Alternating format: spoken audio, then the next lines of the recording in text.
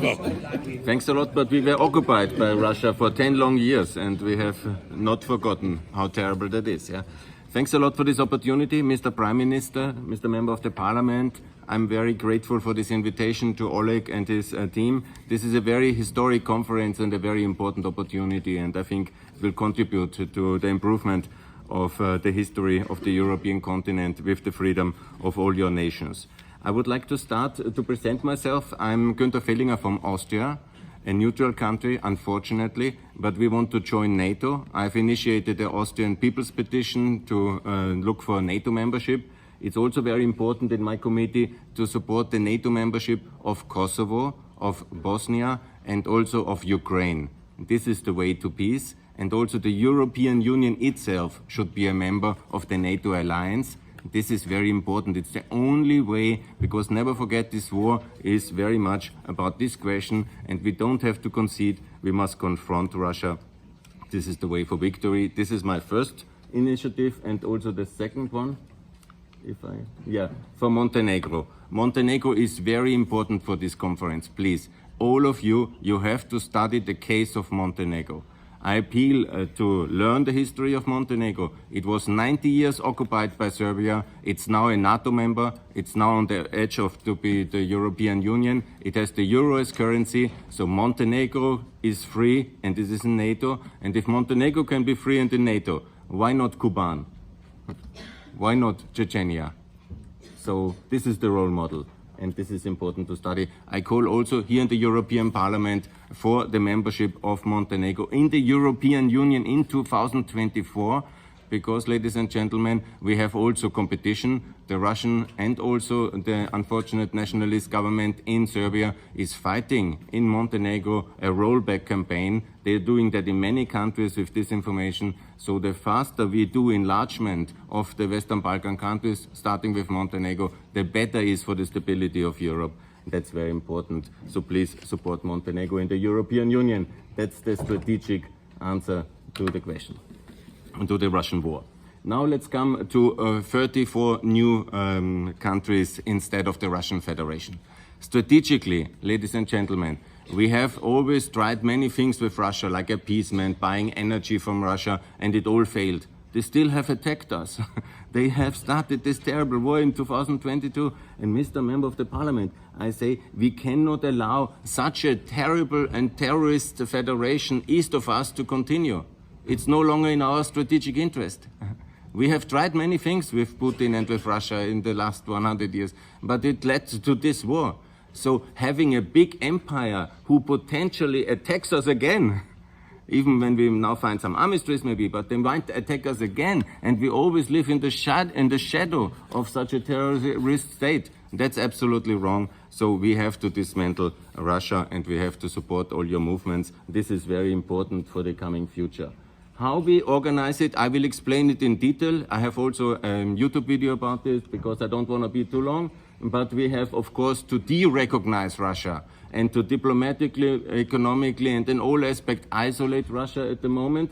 And then we have to have a very concrete plan how to support each of your countries and how to do that and how to turn you into democratic, successful market economies. And that is the way inside the UN, of course, inside OSCE, the Council of Europe, and that's all, I think, the way which is very logically in the next moment. So I'm fully supporting the aims of this conference. I'm from Austria. We started a terrible war, the First World War. We attacked our friends from Serbia in 1914. And I want to apologize for this terrible crime. As a result, Austria was dismantled. Austria was dismantled. Let's look at the parallel. Russia has attacked Ukraine, it must be dismantled. That's the logic, yeah? And Austria was like this, a very big empire. Now it's 10 new countries, better countries. And look at Yugoslavia. Yugoslavia was a socialist dictatorship. And everybody said it will be forever. And no, it's now 7 new countries, and they all work much better. They are free, democratic, market economies. Some of them are in NATO already. All of them will be ultimately in NATO and in the EU. And this is the way, this is the role model. The dissolution of Yugoslavia is the role model for the dissolution of the Russian Empire in the future. And we all have to study that, to learn it, and to copy exactly this process. So, how it will be? The international community will not support you. America has not supported the end of the Soviet Union and has not supported the end of the Austrian Empire and has not supported the end of Yugoslavia. Never forget, George Bush was going to Kiev and said no to independence of Ukraine. The Chicken Kiev case. James Baker was going to Yugoslavia and said no to the breakup of Yugoslavia. And the Foreign Minister of America was until 1918 against the dissolution and the independence of Yugoslavia, Czech Republic and Czechoslovakia back then in 1918. But then some things changed. They decided to support, and it was the United States of America which was the most ardent supporter then later of the new states in Central Europe, for example, Czechoslovakia and others. So you have to change the public opinion in the United States. Everybody of you must study the biography of Mr. Masaryk. He was the leader to transform and to get the recognition of Czechoslovakia by the United States. So this biography, this history, how he did it, how he changed American public opinion is absolutely critical information for everybody here. I'm not so much in favor of what they did in the Italians or the Romanians. So I'm in favor of the breakup according to the Yugoslavian model, so along the republic lines. This is, I think, the much better way, and we need a European political and stable economic framework for the new states to come. Here again, Yugoslavia is the framework, and I've worked in many of the countries, like in Kosovo, Montenegro, Macedonia, and these are all working. We have a stable role model. Exactly this way to provide economic and political and military stability for ex-Yugoslavian states, we can copy right now, right there in the ex-Russian states, and it's working, and this must be based exactly like this. Yes, this is my slide. I have here George Bush. He was not supporting Ukraine, you remember. Here is the Chicken Kiev speech. It was James Baker in Tirana, but he was not supporting. We made many mistakes, but ultimately, when it then came to the war, it was the Americans who supported Croatian freedoms. Not forgot, They will change if you win the debate internally.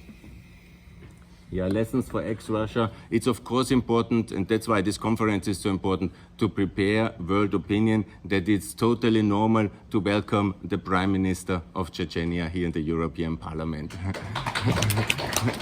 This is completely normal. And also me, but everybody of us, we have to learn the name of the new states. It must be completely normal to know Ingria and to know Königsberg and to know Chechnya and Ingushetia and all the new, even I cannot by heart say all the 34, and I want to apologize, but I will learn them. And each of us has to be disciplined to learn all the states of the names of the new countries and to support them, like Kuban, like Free Siberia, and this is a wonderful conference to exactly do that. So, because I'm an economist, I want to make very clear, we have to offer a stable economic framework for all the new countries. Because why the international diplomats and your American partners will say, no, no, no, no, no. Why? Because they think it will be chaos and it will be disaster. So where to do it? First of all, we need to currency stability. A currency must be pegged to the euro, like they did it in the Baltic countries and in Bulgaria, in the framework of trade agreements with the European Union, like we have a DCFTA with Ukraine. This is so important. So the same stability in the customs, in the trade system, in the currency system must be offered. The stability as the membership in the Council of Europe, in the OECD. So you have to make declarations of your new countries that you want immediately to be in the WTO, in the OECD, that you are totally aware what the international responsibility of a new state is, and that the framework will be provided. and you can be as successful as Montenegro and Kosovo, and that should be always on your lips, and that's very important. Economics is very important in this case, but also the political framework is very important. Russia was until recently in the Council of Europe, so all your new countries can be in the Council of Europe, in the OECD, and that will give already a lot of political stability in this project. Concrete steps I have outlined. Ultimately, it's all important, as our friend from Kuban has said, the victory of Ukraine. We have to arm Ukraine. I want to use this opportunity in the European Parliament to criticize the German government for sending only 14 tanks. We need 140 tanks, not 14. Ukraine must be provided with enough tanks to win this war. It is a minimum of 300, which was demanded by President Zelensky. It's better to send 500. We have 2,000 tanks. If Ukraine wins this war, we don't need any tanks anymore in Europe, because we all will be peaceful partners in Europe. But we need now to send enough tanks to Ukraine, and of course we need also to send airplanes to Ukraine. It must be F-16s to Ukraine, and please America, please European Union, send the tanks and send the airplanes enough to liberate Mariupol this year, because we don't want to have a long war, we want to have a victory this year, and the liberation of Mariupol is essential for that. And here also, of course, the stability, because I'm an economist, I always mention, please Ukraine, you have also not done everything right. Ukraine must be integrated in the mechanism of Southeastern European stability, in the Regional Cooperation Council, in the Central European Free Trade Agreement, and also to peg the currency to the euro, and also best to adopt the euro as it was done in Montenegro, as it was done in Kosovo. And again, I repeat, everything we did, because I was also participating in these activities in the 2000s, and now it's very important that we repeat the success of Montenegro and Kosovo stability, political framework and economic framework in all the new countries, and it starts in Ukraine. Good. Here I have made two important things. Some of you might not know what we did in Southeastern Europe, and I meet a lot of people in Ukraine. I lived 4 years in Ukraine, and there was some kind of cultural prejudices that Ukraine is much better than Southeastern Europe and we don't have to learn from. I published so many articles, please learn from Montenegro and from Kosovo, and still today Ukraine has not recognized Kosovo because they are afraid of Putin abusing this argument again, and that's a big mistake. If we don't believe in our own principles, in our own mechanisms, if Ukraine, for example, doesn't follow Western foreign policy because they think we know better what to do in the Balkans, that's a big mistake. So we have built up all these mechanisms. Dr. Buzek, he is my great hero, the former deputy prime minister who led Austria into the European Union.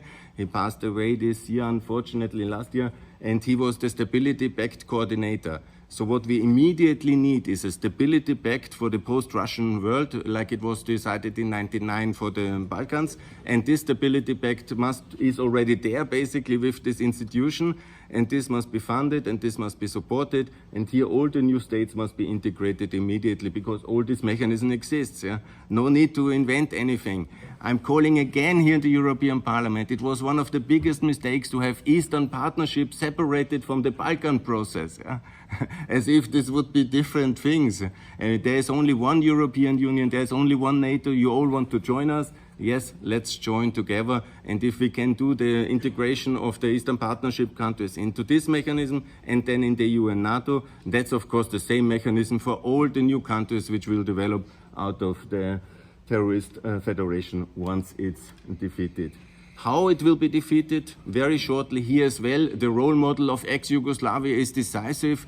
Of course, I cannot see in the future, but I can say what happened. It happened exactly. First, there was an armistice basically by the defeat of Serbia and of Milosevic in 1999 by the Western intervention.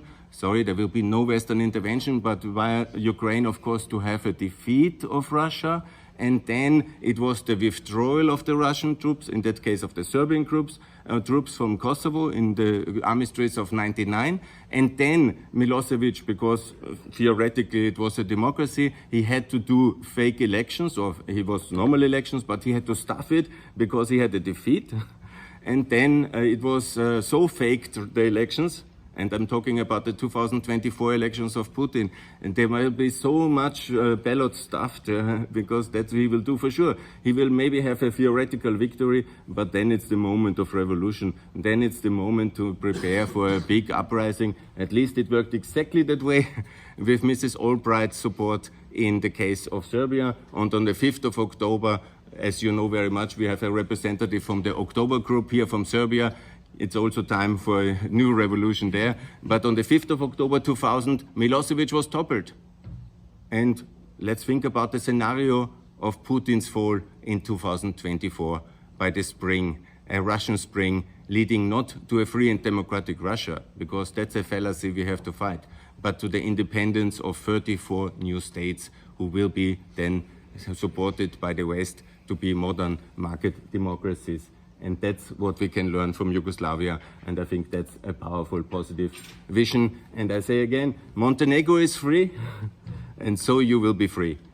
Croatia is free, and so you will be free. Kosovo is free, and so you will be. And Ukraine is free and will win this war, and so you also will be free, and we will all win together. And that's basically my proposal, you know, to turn big, bad empires into good, small, modern market democracies. And I think that's what we should support intensively here from the European Parliament and the European institutions.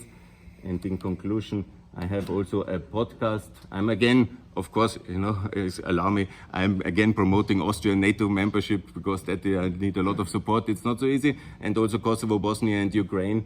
And here, this is my webpage and my podcast, my YouTube channel, and I will also stream this video and a lot of these activities on my YouTube channel. And thanks a lot for your attention.